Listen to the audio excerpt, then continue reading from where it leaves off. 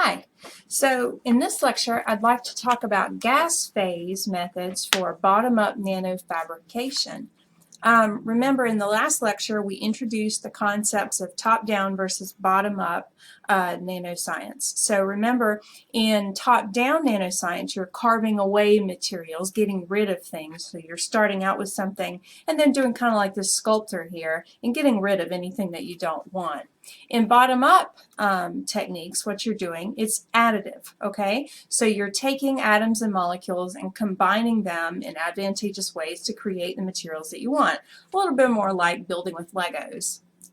So in order to understand today's lecture, I want to make sure that I go over some new vocabulary so that you can understand what we're doing. So first of all, I might use the word adsorb.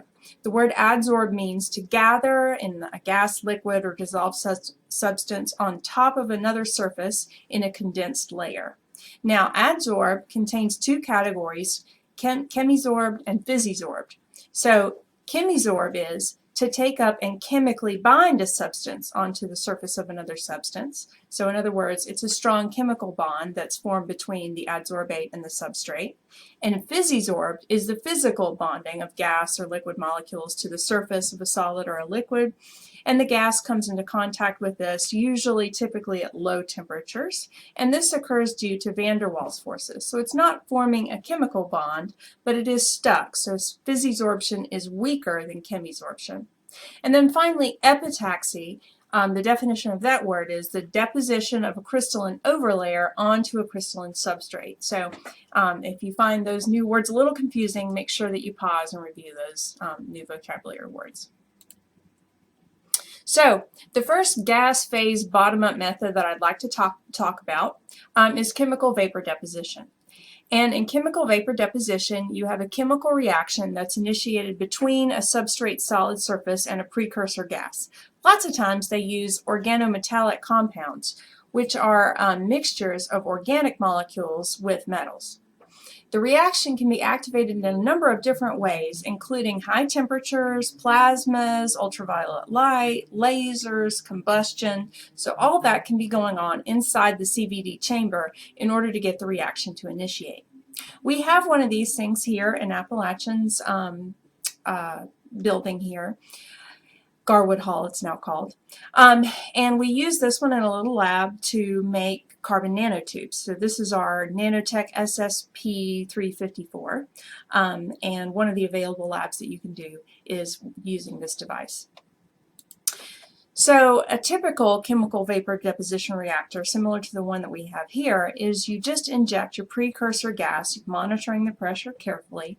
That gas will then flow over a substrate, which in our case is heated, okay, to initiate the reaction, and then the gas comes out, okay? All of this takes place inside of a little quartz tube so that the pressure is held and it doesn't leak out and it stays clean. Okay, now, the next one that I'd like to talk about is atomic layer deposition, also called atomic layer epitaxy. This is actually a subset of chemical vapor deposition, but there's some really important differences to it, so I'd like to go over it in a separate category. Basically, ALD uses precursor gases, and they do react with your substrate, so in that way it's very similar to CVD.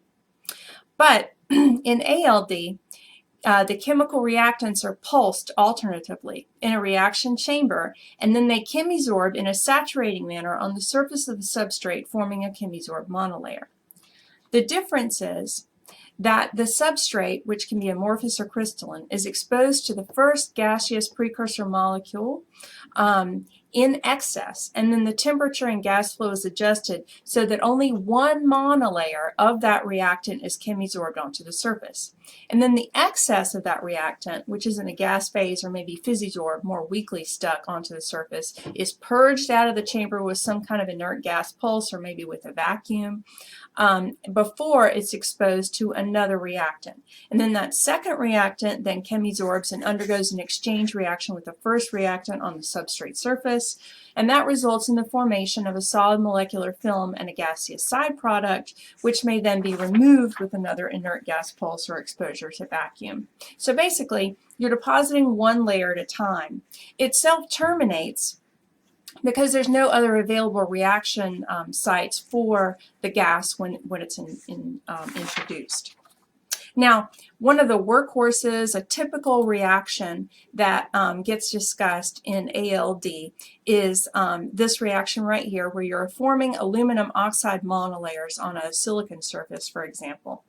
And you do that by reacting trimethyl aluminum, which is an organometallic, a mix of methyl groups, organic groups with aluminum, and then you react that with the silicon surface. Now the silicon surface has these dangling oxides and hydroxyl groups sticking off, and those react with your trimethyl aluminum to form this complex here shown in the top reaction. So here's your trimethyl aluminum being added to the silicon surface, and then that reacts with the silicon dioxide or the silicon oxide surface there.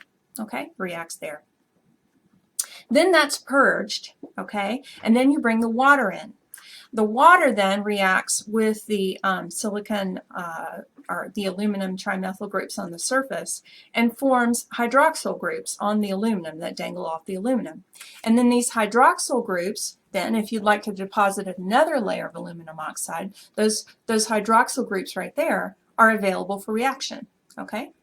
But the aluminum, the trimethyl aluminum, only wants to react with these hydroxyl and these oxygen groups here on the top. And once those all get taken up, there's nowhere left for the trimethyl aluminum to react. And so the reaction self-terminates. Okay? And it's only then when you purge and react it with the water again and it forms those hydroxyl groups again that you can introduce more trimethyl aluminum and have the reaction continue. So that's what we mean by a self-terminating reaction that reacts only one monolayer at a time. So that's sort of the hallmark of ALD or ALE. You form monolayers, very carefully grown monolayers, and it's not stacking up on top of one another. The monolayers are grown one at a time. Okay, another very careful way to make a surface is by molecular beam epitaxy, or MBE. Now, in molecular beam epitaxy, it takes place in a high vacuum or an ultra-high vacuum. The pressures are typically 10 to the minus 8 to 10 to the minus 12 torr or so. Just to put this in perspective, 1 atmosphere of pressure is 760 torr, okay? So that's the kind of pressures you're dealing with. Very, very low pressures, similar to what you'd see in interstellar space. Now, the most important aspect of MBE is the deposition rate, which typically occurs at less than 3,000 nanometers per hour. Now, that allows the films to grow laterally or epitaxially in sort of a layer-by-layer way, and it allows them to have fewer defects because slower growth of a film is usually defect-free growth, or fewer defect growth, not free. The absence of carrier gases in MBE as well as the ultra-high vacuum environment result in a very high purity for the grown films. So, for example, in solid source MBE, elements such as gallium and arsenic in ultra-pure form are heated in these separate quasi-Knudsen diffusion cells or electron beam evaporators until they begin to sublime. In this little schematic here, those Knudsen cells are shown here on the bottom. And then you have them wrapped. They show the wrapping here to symbolize the heating, okay? And then the heat allows them to sublime and move out. And then they move out in little beams, okay? So remember, this is an ultra-high vacuum chamber. So when you have a heated source and it's being evaporated out, it can move pretty much in a straight line way as it evaporates up because there's nothing for it to scatter off of or run into. And then it eventually collides with your substrates right here. Okay, the gaseous elements condense on the wafer and they can react with each other and with the wafer. In the example that I gave of gallium and arsenic, for example, it forms single crystal gallium arsenide, which is the semiconductor. And the term beam means that the evaporated atoms don't interact with each other or the chamber gases until they reach the wafer, and that's because there's a long mean-free path inside of a vacuum chamber because there's nothing to scatter off of, okay?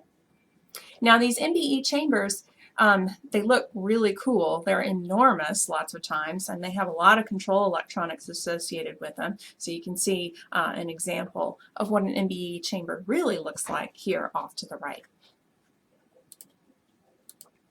Okay, now what is MBE actually good for? Well, first of all, It can be used to grow things like quantum dots. And quantum dots are nanoparticles made of semiconducting materials. And then, of course, their color is tuned by the size of the nanoparticle. And also a nice thing about quantum dots, which is being used in some staining applications, especially in biology, is that they fluoresce under UV light, and they fluoresce in different colors. And so this is kind of being used in place of green fluorescent proteins and things like that in other applications in biology. Another application of quantum dots is in LCD displays and TVs, and you can buy these over the counter now.